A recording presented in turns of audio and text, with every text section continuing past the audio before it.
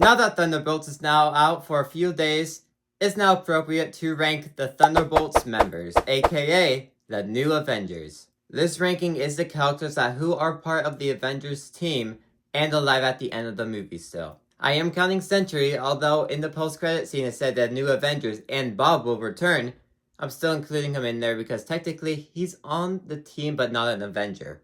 And this ranking will basically say how much I like the character, when they first appeared in the project, and how they are in Thunderbolts. Did they have the redemption that they needed? How is their arc? And overall, do I like that character? That's what this ranking will be based on. With that said, let's start.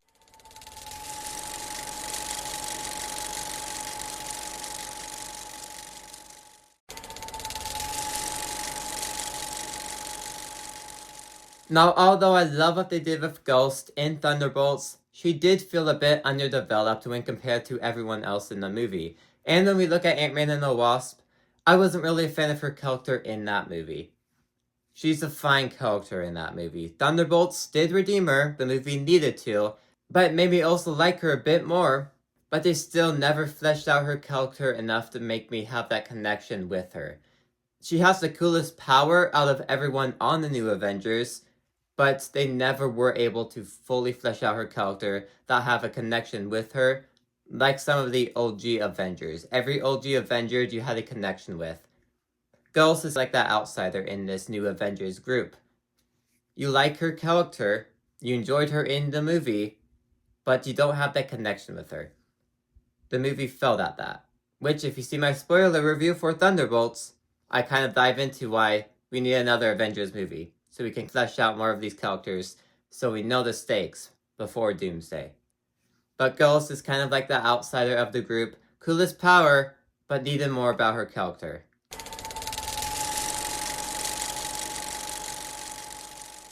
Now yes, I'm putting Bucky right here. Now I love what they did with him in the Infinity Saga. Captain America always having a best friend around. I like that part of Bucky that they did in Winter Soldier, Civil War. I loved all of that.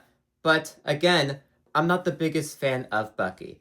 And when you do get into the multiverse saga, Bucky just feels like a character that Marvel doesn't know what to do with anymore. Because he's in Falcon and the Winter Soldier, he had a great arc in that show, but now he's a congressman. Which I'm fine with, but that kind of just shows Marvel has no plans for him. They don't know what to do with his character. Till Thunderbolts, where he's an Avenger now. Marvel now knows what to do with the character. But we just had that 4-year period where Marvel had no idea what to do with the character, and it just had Bucky as a character.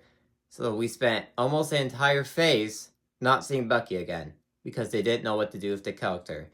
But from Assassin to Avenger, I say it's a pretty good redemption arc. Although he is low on this list, I still love his character. I love the character of Bucky.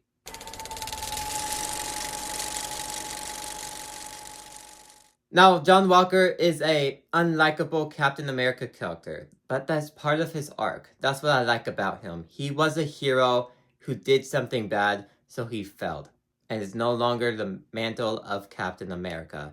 That's what makes this character so interesting. He was Captain America. He has the super soldier serum, but he failed. He wasn't the same pure heart that Captain America is. So then when you do get into Thunderbolts, he's a jerk. He's not what Captain America represents. He's a fallen hero his whole life is broken. And now he's an Avenger. Now he's in that direction. He had his redemption. So when the movie ends, he's in a much better place. But also the same as Ghost, they needed to flesh out his character arc more. I love the character of John Walker, but they needed to do more with his character. Because he starts off with the movie as a jerk, he ends as Avenger, but there's stuff missing in between there. There's stuff sandwiched in between there. This is what my point is. We focus too much on Yelena, that we know her entire arc, but we needed more on the others. Every time they touch Sentry, they see a vision.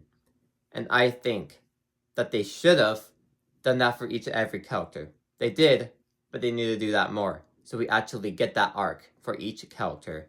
John Walker had it. He's higher than Bucky because I like his character more. I love his arc more, but needed to be fleshed out more in Thunderbolts.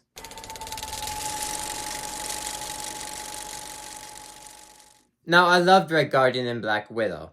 He was fun in that. Thunderbolts, he's barely in the movie. What is putting him so high up on this ranking is the fact that he is in Black Widow. He is the best part of the Black Widow movie. So when you get the Thunderbolts, his arc is still there. A hero who has no worth in his life is now an Avenger. There's worth there. That's why I like his arc. But I wish he was in more of the movie in Thunderbolts. The first half of the movie, he is entirely not in there. And we needed more of Red Guardian in Thunderbolts. Once he's there, he's great. Connects to Yelena's character arc too. But I wanted more of him. Because he is definitely the funniest character out of the bunch on this entire new Avengers team. And I wanted more of his character, which was disappointing that we didn't get a lot of him. But what we did get was still fun. And Black Widow definitely boosted his character up. But his entire character arc too. But he's now an Avenger. That's fun. Like the rest of the team.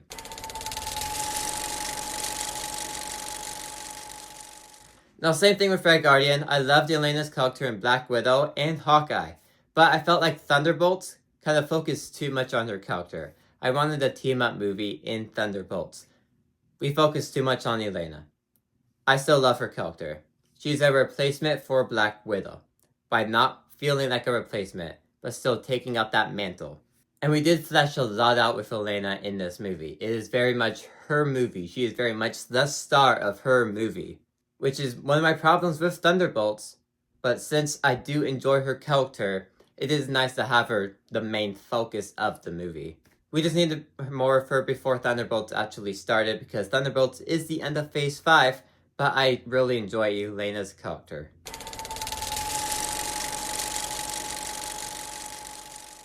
But of course, number 1 is Sentry. Although he's technically not an Avenger, he's basically the strongest one of the entire team.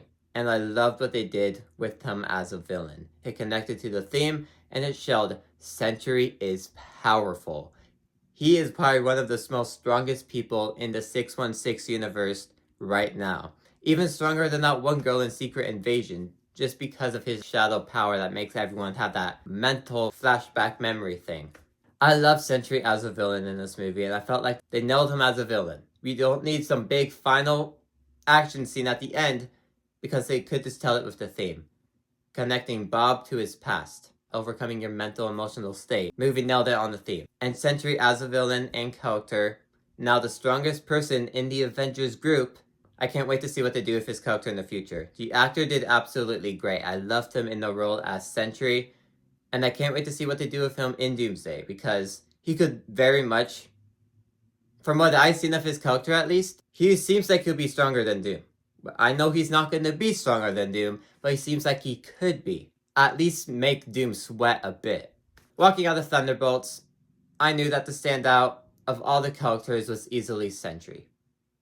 I love the idea of them being Avengers, but Sentry was easily the standout of the film for me, making him number 1 on this list. Anyways, if you like this video, maybe these ones on the side interested you too. Like, subscribe, and see you guys next time. Goodbye.